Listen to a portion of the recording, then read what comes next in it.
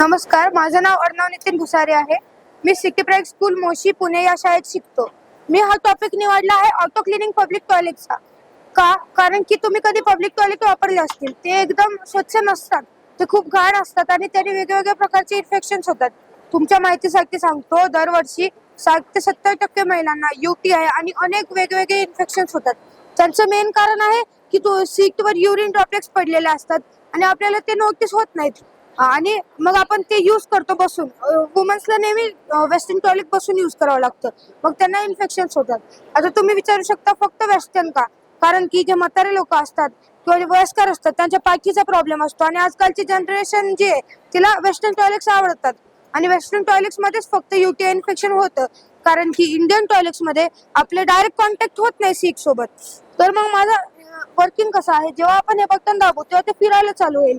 मग युरिन वगैरे पडलेली असेल ती ते कलेक्ट होईल, ते वाईप ऑफ होईल सगळं आणि मग हे वाली शीट केला. ते बाहेरून तर क्लीन आहे पण आतून क्लीन ठेवण्यासाठी स्प्रिंग मेकॅनिझम. जसं आपण याच्यावर बसलो, एक रेड लाईट लागेल याच्यात, त्याचा जो अर्थ आहे 5 ml जर्मिसाइड आपण याच्यात टाकले आहे किंवा क्लोरीन, आणि मग आपण उठल्यावर त्या पॉवर फ्लश करेल. पॉवर फ्लश नॉर्मल फ्लश नाहीये. सेम क्वांटिटी ऑफ वॉटर जोरात फोर्स मध्ये जेव्हा ते सोडेल तेव्हा पूर्ण टॉयलेट चांगला क्लीन होईल. आणि आता तुम्हाला विचारत असेल की हा प्लास्टिक आहे, नाही, हा बायोप्लास्टिक आहे.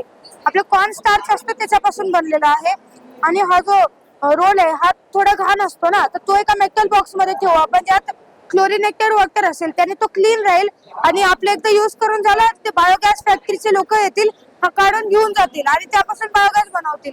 एक अंदाज तुम्हाला सांगतो, आपल्या इंडियामध्ये 20 करोड पब्लिक टॉयलेट्स आहेत, त्यातले 10 करोड वेस्टर्न आहेत सिटीजमुळे. तर मग तिथले सगळे जर तुम्ही हे रोजचे बायोप्लास्टिकचे रोल घेऊन बायोगॅस बनवला तर आपली इंडिया रेव्हेन्यू जनरेट करेल. त्याच्यापासून आपण खूप वेगळ्या गोष्टी करू शकतो. असं माझं बेसिकली आयडिया आहे. पुढे जाऊन मी असं ट्राय करतोय की आणि हा कमीत कमी बजेटमध्ये मी बनवलेला आहे. आता हा सिस्टम जर आपल्याकडे वेस्टर्न असेल तर हा लावायला फक्त 1000 लागेल तुम्हाला, आणि हा बायोप्लास्टिक खूप स्वस्त आहे. हा 5 बॅग मधून मी बनवला आहे. कमीत कमी मोठ्याला 10 बॅग एवढा बायोप्लास्टिक लागेल. तर मला 70 रुपयामध्ये 120 बॅग भेटल्या होत्या. तर ते खूप स्वस्त आहे आणि गव्हर्नमेंट, मला अशी खात्री आहे की गव्हर्नमेंट अशा गोष्टी करू शकते. आता मी याच्यावर एक सर्वे कंडक्ट केला होता की पब्लिक टॉयलेट्स कसे असतात.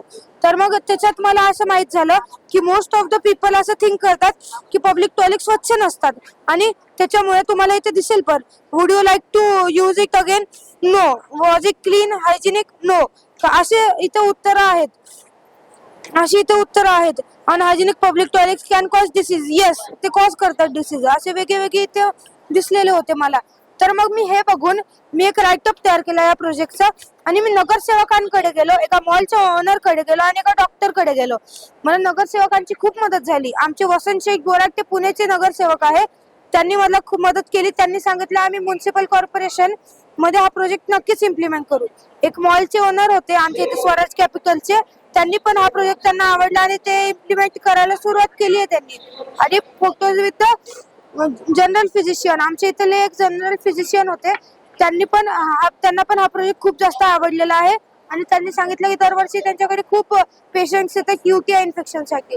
तर मग मला नंतर सांगा की जर असा पब्लिक टॉयलेट मध्ये असं मेकॅनिझम इम्प्लिमेंट झाले तर तुम्हाला आवडेल का पब्लिक टॉयलेट्स यूज करायला? धन्यवाद.